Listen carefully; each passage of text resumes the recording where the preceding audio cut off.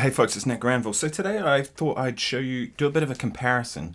I've got the Fender FR-12 over there, the Fender FR-10, and the HeadRush 108. This is my HeadRush 108. Just a disclaimer, Fender paid me $10 million to make this video. Yeah, 10 million. So that's what I'm going to use to buy one of these. No, they didn't pay me anything. They don't know it. I don't know anybody at Fender. This is not sponsored content. I haven't really done that. I just am a working guitar player in Wellington, New Zealand. I'm a session guy. I do session gigs, orchestras, recording, stuff like that. So I'm just going to give you my perspective on it. I'm running through a Fractal Fm9. Just set it on a clean tone with a little bit of reverb, a Fender-ish style amp. And I've thought the best way to mic these would be just to have a single condenser mic. This is a vintage AKG 7451, which is a classic pencil mic. It's pretty transparent-ish. And I've just kind of put it somewhere in the middle of the three of them. You know, not close micing them, I'm not doing anything, just kind of so you can hear what they'll sound like in the room. So I've got the Fender FR-12, 10, and the HeadRush 108. Interestingly enough, between the two of them, I picked them both up, one on one and one on the other. They feel the same weight. The 12 is bigger. So, you know, the cabinet's bigger. It's got a bigger speaker in it and stuff. And I was surprised that they weigh about the same. And I looked it up online, and the 10 is 26 pounds apparently, and the 12 is 28 pounds. So there's a 2 pound difference. So give or take, they're the same weight. I was very surprised by that. Anyway, this is the 12, so I'll just give you a little example.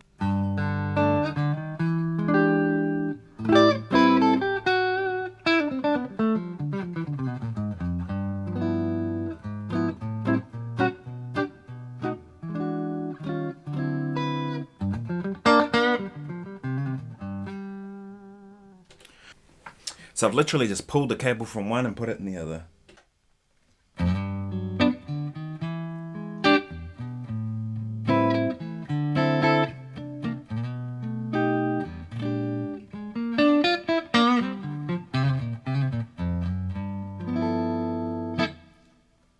So that was the little FR-10. Now I'm going to go to the HeadRush 108. I've tried to balance the volume so they're all roughly the same. It's this little guy here.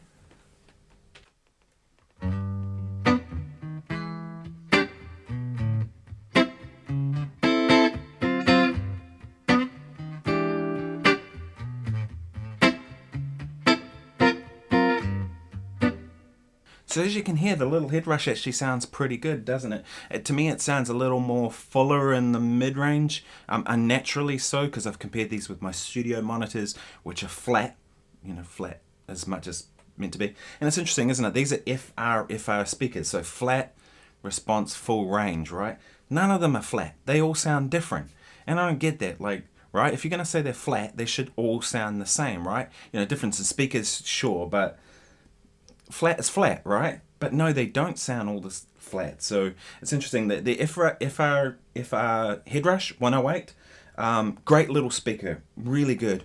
I don't like the form factor as much. It's more like a PA speaker. Doesn't have the tilt back legs. The jack plugs at the back are a bit annoying. They kind of hit the bottom of the ground. This is a much better form factor. The EQ on it is awesome. I've just set the cut to fully counterclockwise. So yeah, that's the three of them.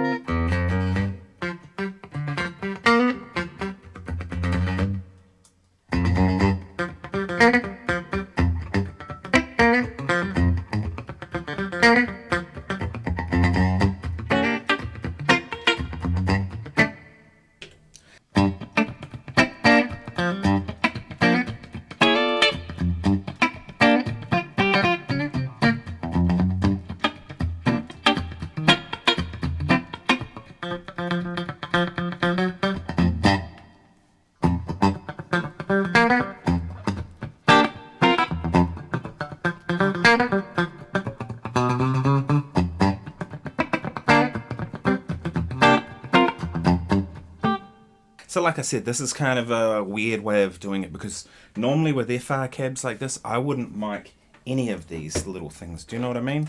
I'm not gonna put a microphone on this. It's not the way it's meant to be used. Really, these are just my monitoring, right? I come out of the Fractal, I go direct to the front of house. That's what they hear. And then these are for me. So having the EQ on these is huge. I wish the little HeadRush had an EQ.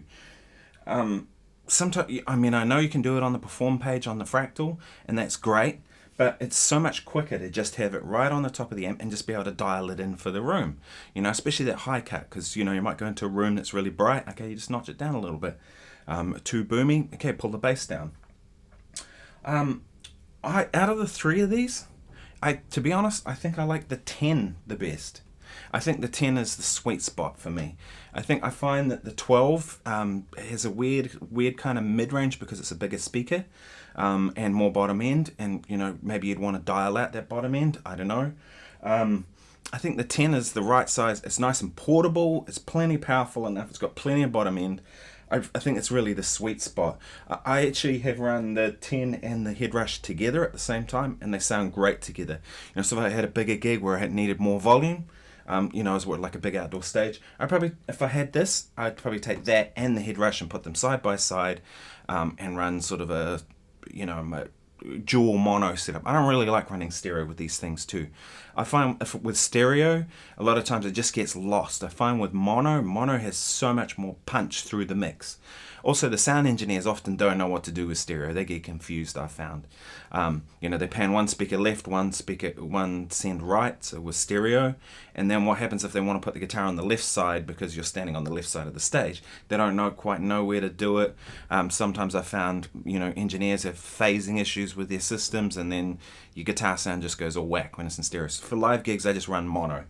But yeah, I could run those two as my monitoring, dual mono. That would be pretty cool. The 12 probably has a use. If you're playing a whole lot of big outdoor stages, maybe that would be more useful. But I think for most people, the 10 would be the place to go. I think having the EQ and the tilt back legs is huge. The form factor is great.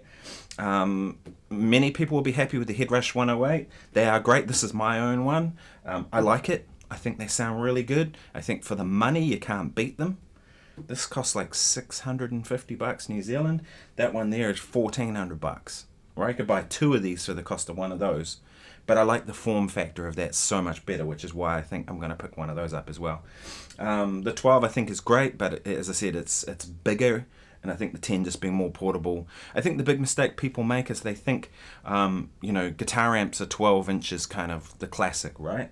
But a guitar amp is producing a sound, not just monitoring. These are just monitors, right? So with a guitar amp, you need that to get the bottom end of the sound produced. With these, it's really just reproduction of the sound you've already created with your modeler.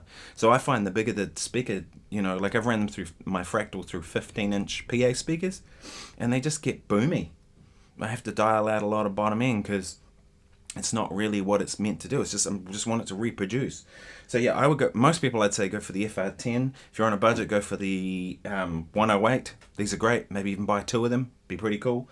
Yeah, so let me know your thoughts. That's just a quick look at the Fender FR-10 and the FR-12 and my HeadRush 108. Thanks for watching. If you haven't subscribed already, please do. My channel's growing, and I really appreciate everybody checking out what I'm doing here. Post every day on YouTube. I do guitar lessons, so hit me up on my website if you want to book in a lesson with me. It'd be great. We can do all kinds of stuff. I'm happy to consult about this stuff, what I know about these fractal things, if you want to know about that, or music theory, or improvisation, or guitar, or anything. Anyway, thanks so much for watching. Cheers.